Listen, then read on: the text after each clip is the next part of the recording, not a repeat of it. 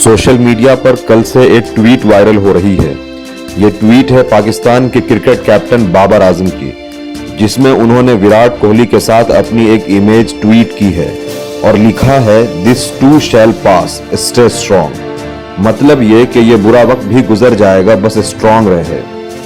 वाज़ेह रहे कि विराट कोहली काफी टाइम से आउट ऑफ फॉर्म चल रहे हैं, जिसकी वजह से उनको काफी ज्यादा क्रिटिसाइज भी किया जा रहा है।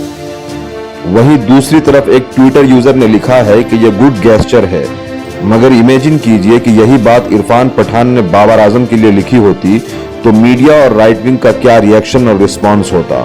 तो बहुत जरूरी है कि इस तरह के जो पॉजिटिव स्पिरिट्स हैं उसको प्रमोट किया जाए।